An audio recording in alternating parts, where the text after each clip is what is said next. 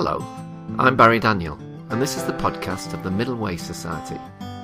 Our aim is to encourage a universal approach to living a more integrated, ethical life, avoiding dogma or any appeal to authority.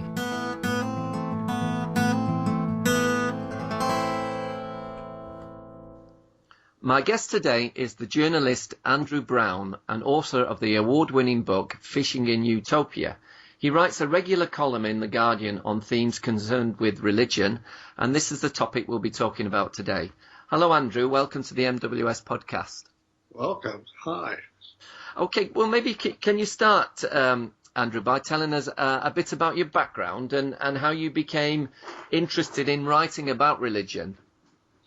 I'm afraid to say my interest in writing about religion arose fairly directly from my interest in having enough to eat. When I started out as a journalist, I was actually living in Sweden, and I was a kind of Scandinavian expert for a while. Well, there's not a lot of money in that.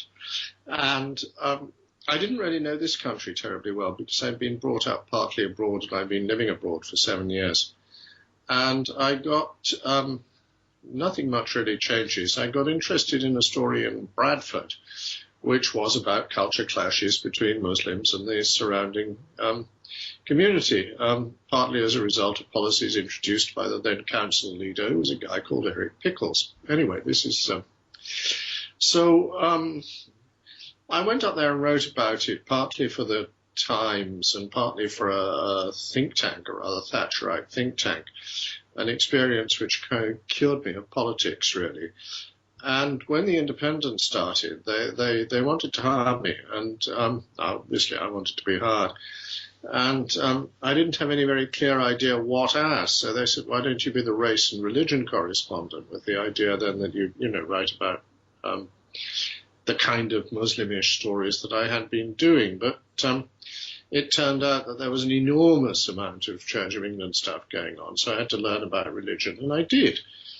And if you're going to spend your life writing about something, then you might as well get good at it. And so I became more and more impressed. I spent about 10 years doing that on and off, and then I went off and was a science journalist for about 5 or 6 years, which was great, or mostly science, which I absolutely loved because, it was, made a complete change, or so it seemed to me. A good balance as well, really. Yeah, and then skipping the whole sort of new atheist nonsense came up. And one of the things that offended me most about that was that it had absolutely nothing to do with the scientific study of religion. Mm-hmm. I mean, it was just nonsense. If you never mind God, what the stuff they said about religion was quite clearly ridiculous and absurd. Mm-hmm. And unlike the stuff about God was testable and verifiable and clearly nonsense. So then Russ Pritchard asked me to set up a belief website for The Guardian. And I thought this was really quite important because this was a time in the sort of about 10 years ago maybe when, people were actually taking all that new atheist bollocks seriously. And I thought it mattered that we get that we get things right. And also, I was and am interested in what religion is and why people believe in it and stuff like that. Okay, great. Right, well, let's start then. The Chinese sometimes define religion as coming to terms with the great matter of birth and death. What are your thoughts on that perspective? I don't think that's enough. My own instinct, as it were, is much more to look in sort of Durkheim-like directions as religion is. Religion is interesting because it is both individual and collective. Yeah. And you can't have a religion on your own. Mm-hmm. Equally, you can't have a collective one that nobody, that makes no difference to anybody inside. Yeah. So it's in part about coming to terms with the sheer extraordinary fact of our existence, which is much odder than the fact of our extinction. Yeah. But do you think, again, in part, is religion an attempt to provide comforting answers to the questions we pose ourselves when we confront our own mortality? Like, I know, what's it all about? Why? No, I don't think that at all, actually. I mean, I don't think there's all that much comfort to be had. There have been a very great many religions which often, damn all comfort really in the face of death. You're going to die, that's it. And there's this sort of 20th century or 21st century, presentist bias that religions have to have something to do with the afterlife, and they don't. And also because the enormous importance of ritual and of behavior and so on, it is simply not the case that religions supply comforting ideas or stories which help us to come to terms with death. It's that they provide rituals which, in ways that we cannot articulate, make other people's deaths tolerable. Okay. Do you think that in order for ritual to be meaningful to us, does ritual have to relate to our experience? I'm not sure how to make sense of that question. For ritual to work, we have to do it. Yeah, but sometimes, for example, I'm thinking of my own childhood. When I was taken to church and I did these rituals in the church, it's not something that I could particularly relate to. That I could just remember being bored stiff. Whereas I've been in situations where I've been part of a ritual. For example, I was on a retreat recently and we all agreed to have a poetry reading at the beginning of a meditation session. And because everyone bought into that, it was something that was very meaningful to me. Oh, sure. I mean, you have to have for your rituals to work, they have to be in some sense integrated with the rest of your life. Yeah. And one of the problems for Christianity in the last sort of decades is that they simply haven't been. Yeah. So people just look at it and think, well, this is weird. Or they feel this is weird. And that's a serious problem. But I mean, that's a problem that arises in the relationship between one set of ritual and the way you live the rest of your life. And you can't blame one or the other. Okay. Do you yourself have a working definition for religion, or do you feel it's something that's impossible to pin down? I think it is completely impossible to come up with a definition that includes everything that is religion and excludes everything that isn't. I think there are certain things which religions do. You can get a kind of functional definition. You can say, is this working like a religion? But then there's the further problem that we have, that because religions are social arrangements and societies have changed so much, the invention of literacy, for example, profoundly changed what religion might be. In what way? Oh, well, for one thing, you could have a scripture. I mean, with literacy, you could have actual, sets of beliefs that were written down and that people could refer to, whereas previously your stories were infinitely plastic and could be retold as suited the needs of the moment. Mm-hmm. But do you think, because of these texts, even though they are in a more arguably fixed form than an oral tradition, there's still such a degree of ambiguity with them that arguing over them is to an extent just a scholarly quagmire because of their ambiguous nature. Yeah, they have to be ambiguous to do their job, because if they were completely unambiguous, they wouldn't be any use. They wouldn't stimulate the kind of thought or insight that we need from them, and they couldn't change with the times. I mean, they have to work as metaphor, or else they're no use whatsoever. Mm. But I don't think this argument is purely scholarly. I don't think it can be. You can look at, because for the people who take the texts very seriously, who are admittedly a minority of the religious, but, very of the literate religious, but a very influential one, the change in interpretation really, really matters. All the big changes of sympathy and slavery, whatever, you can see these hinged, amongst other things, on textual interpretation. It's interesting you using the terms there, ambiguity and metaphor.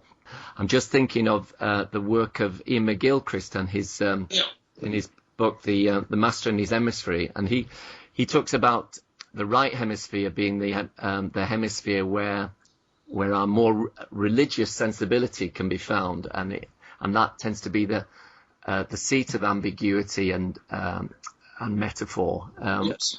I don't know. Are you familiar with his work at all? I'm reading the book. I've spoken to him. I've read the little sort of summary thing that he put out. I think it's wonderful and fascinating.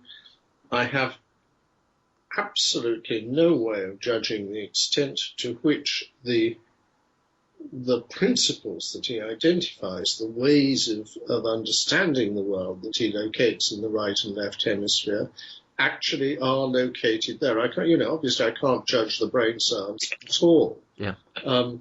But if you see these as two organizing principles, I think what he's saying is fascinating and rather wonderful. Yeah. Okay. A lot of aversion to religion seems to be towards its more rigid institutional forms and to unprovable dogmatic beliefs. But yeah, we seem to be saying that could be, in many ways, throwing the baby out with the bathwater. Well, I want to unpick that a little. For a start, an awful lot of beliefs of this sort are unprovable. An awful lot of worthwhile things, certainly unprovable by the methods of science.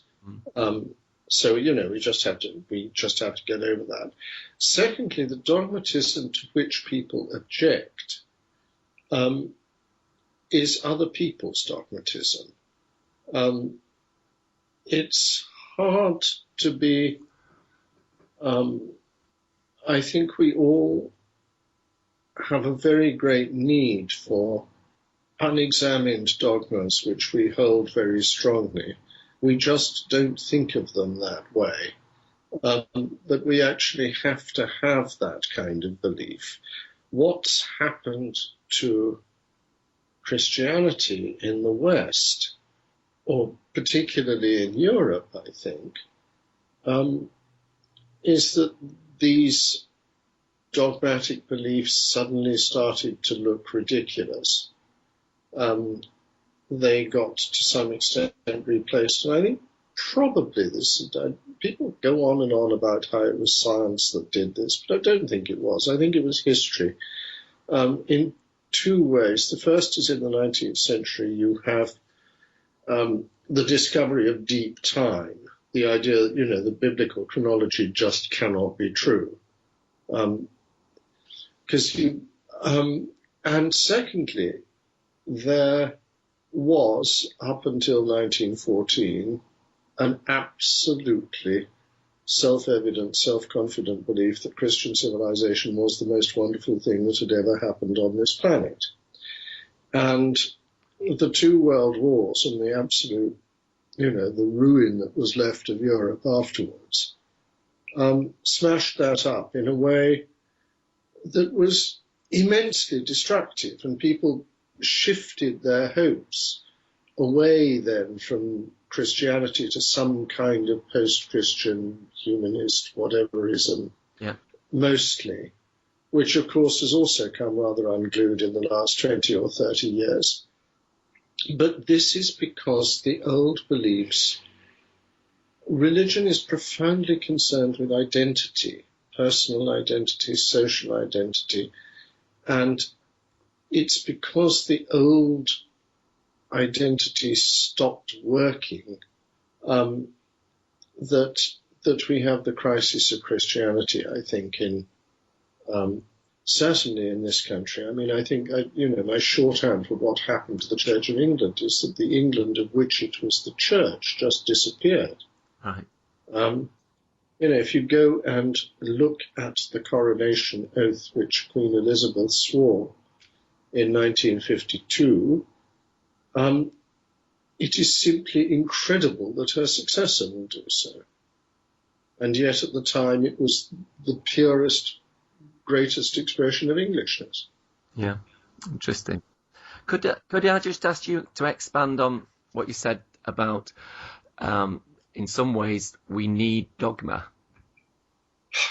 Well, okay, let me give you an example. We all need to believe human rights, for example.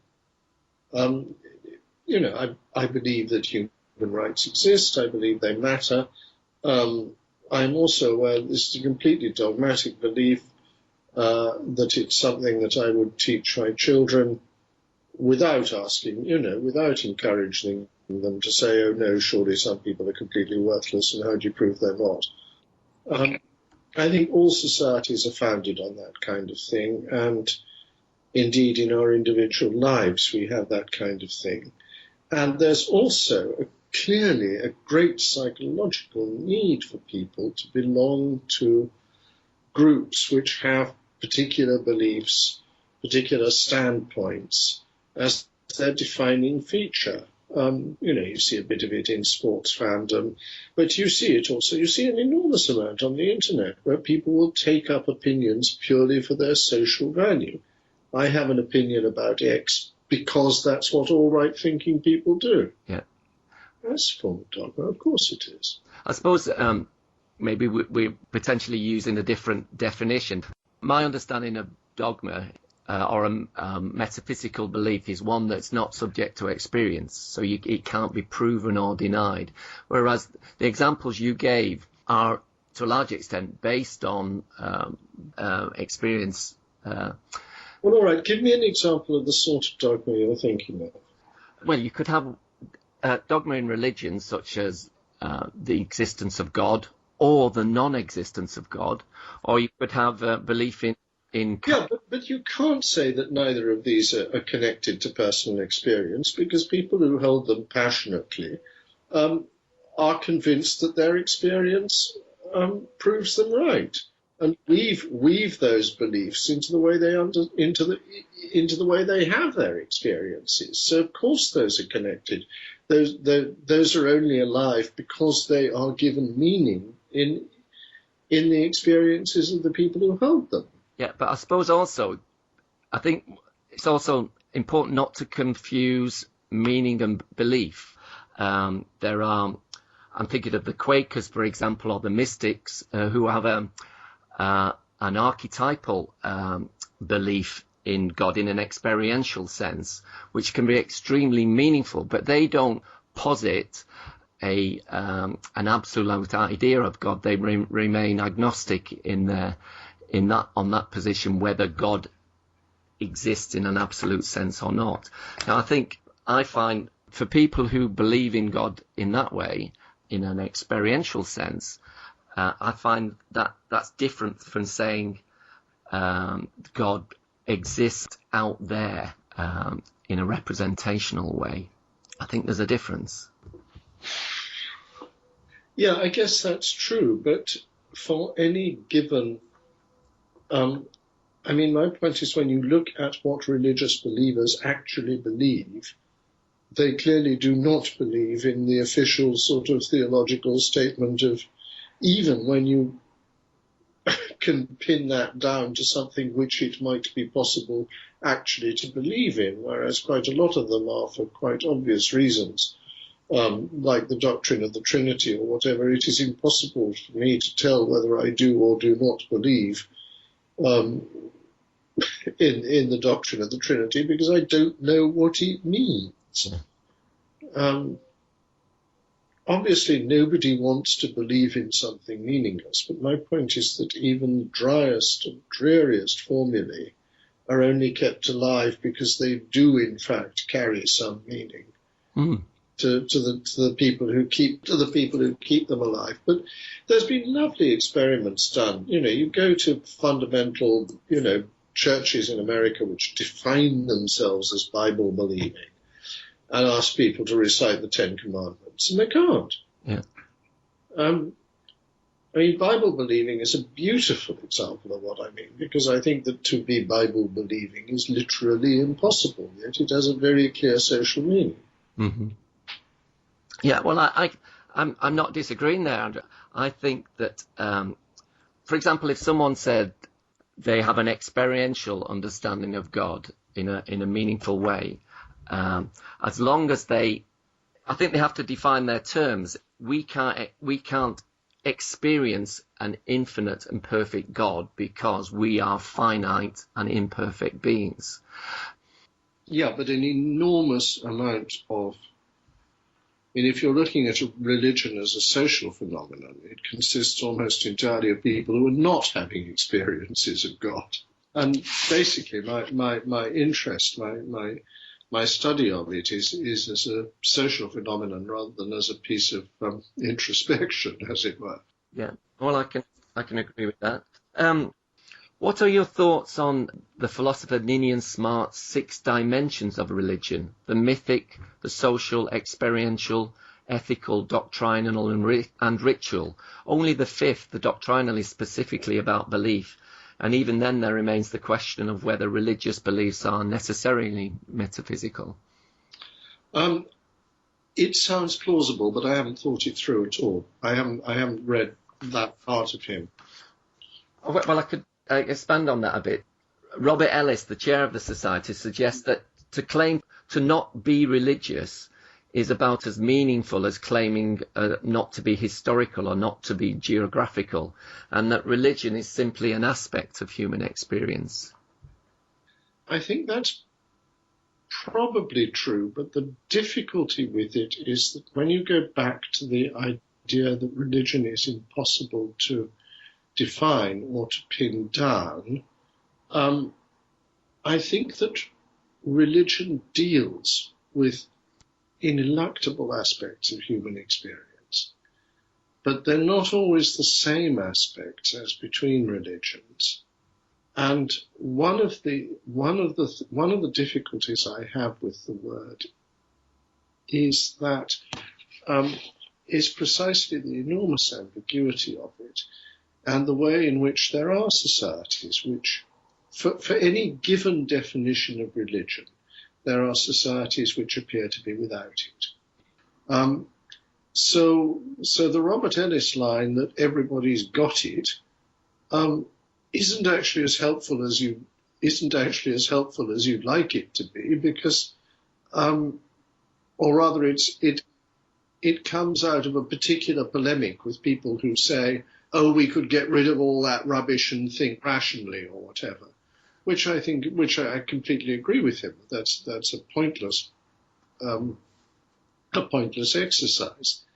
But I'm not sure that as a general statement, it's helpful to say that you can't get away from religion, because, as I say, for any given definition of religion, you most certainly can. I suppose what he's trying to get at is that if we accept the idea that the religion is just a basic aspect of human experience, then arguably if we abandon it or turn our back on it, aren't we in some way deceiving ourselves and merely repressing the religious element of our experience? Yeah, well, my difficulty with that is that in some polemic context it makes sense, but the point is that because religion is itself so baggy a concept, and that there is no form of religion which couldn't be excluded by another definition of it. Yeah. It doesn't make sense outside particular polemics against people who claim we have outgrown religion, which I think is absurd, because clearly the things that religion does are things which any society needs doing. Hmm. And what are those things? It gives us a language to talk about ourselves with, and not just a language, but a set of rituals that reconcile us to life and to death. Will that do? Yeah, that's great. Okay. And slightly less ghastly shit like marriage. Do you think if people could re-engage with religion, it could help them to live more integrated lives? Well, we note the sudden jump from the previous thing saying people can't actually be without religion, and if they think they are, they're fooling themselves to, oh yes, wait a minute, they need to get back to it. I think, yes, possibly. I hesitate to be dogmatic about this. I think that, again, we bump into this definition problem. Under certain definitions of religion, if it helps you to lead an integrated life, if it helps you to integrate and to understand yourself, then it is religious. So what you just said is a kind of tautology. If we locate that in the context of arguments with people who think, religion is over and done with, we should grow out of it. Well, of course they're wrong, and I entirely agree with the statement. But taken outside of that context, it does have problems. Okay. Well, my final question, Andrew, what is your understanding of the middle way, and how do you think it might relate to what we've been talking about today? Well, I don't really have an understanding of the middle way. I mean, it's, I'm sorry to be disappointing, but there's a long tradition of things it might mean, which are good. I mean, there's sort of Aristotelian mean, and there's the surely related Anglican idea of the via media and all that. At the same time, there's the Lundy Texan saying that the only thing you find in the middle of the road is white lines and squashed armadillos. I'm worried about any slogan or any belief system which appears to provide a universal answer. Uh-huh. What do you think of the idea but the central idea with the middle way is the idea that by avoiding dogmatic beliefs, you can make better judgments? Well, if you mean we ought to reason carefully about what we do, well, of course I agree with this. But again, for example, if it means anything more than that or beyond that, then I have difficulties. Yeah. Well, it's not just about reasoning. It's about avoiding beliefs that are not subject to experience. So it's something much more like pragmatism. Yeah. John Dewey, in many ways. Well, yeah. I mean, I think obviously we ought to test constantly what we do against experience. Yeah. But that doesn't actually get you very far, because there are very few people who, on things that actually matter, don't test it at all against experience. Most of us do so rather inadequately or sort of dishonestly or half-heartedly. Mm-hmm. But there's also the point that, we are extraordinarily good at self-deception. We can test all kinds of things against experience and conclude, oh, that's wonderful, experience shows we're right. Mm-hmm. But then, again, arguably, There's been lots of studies on research on cognitive biases in the last 15, 20 years. And to an extent, maybe that's what you're talking about. But that's one way of looking at it. I'm also talking about something which was deeper and well known before people came up with cognitive bias. Of course, yes. But again, the middle way is the idea that delusion is inextricably linked with metaphysical belief. Well, that I completely disagree with. I mean, it's all right as far as it goes, but delusion, self-delusion, is inextricably linked with being human. Yeah, okay, but then the idea of certainty is also something that is inextricably human too, especially if you are going back to Ian McGilchrist's idea of the left hemisphere being the one that is a closed system and requires certainty to function, then yes, I would agree, but that's the problem, arguably. Well, if so, it's a problem we can't get away from, because we have to act as if things were certain, even though we know they're not. In many situations, yes, but then obviously that causes problems at times. Sure. I mean, look, what worries me about where you're going here is you seem to think that there is, if we could find the middle way or whatever, we could get out of these problems, and I don't think that's possible. Well, I think the middle way is not a perfect strategy, but what it can do is help you to address conditions better. Awesome. The middle way is not a perfect solution at all, but what it is an incremental one by relying on experience. It's the idea that you can make better judgments that are more coherent and with a recognition that of our own limitations too. Yeah, well, I'm in favour of that, obviously. Yeah, well, that's not what it is, basically. But by doing that, the problem with metaphysical beliefs or dogma is that they can't be incrementalized. They're not provisional in nature, and they're not open to being proven wrong. You either believe them or you don't believe them. Well, I don't think that's true, actually. How can you half believe in God? But lots of people do. But aren't they just being indecisive? They say sometimes I believe in God or not believe in God. How can you? I don't know how you can believe in God in an incremental way. I don't see how you can avoid half belief. I think that people are.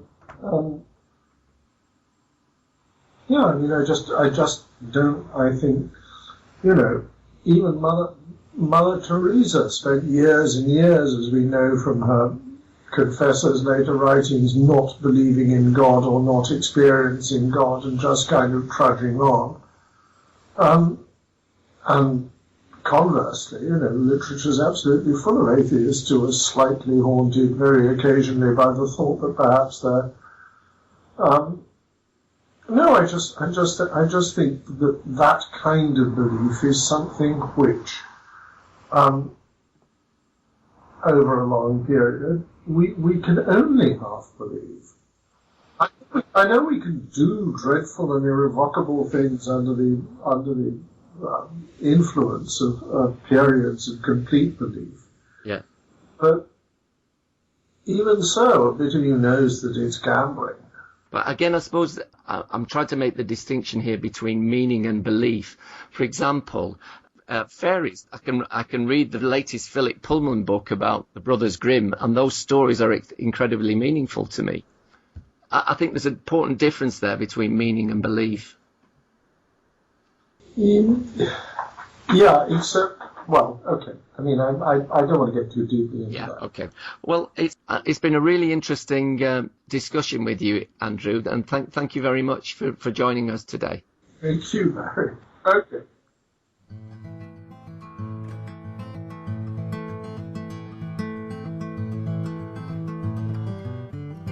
You can find out more about Middle Way philosophy at www.middlewaysociety.org.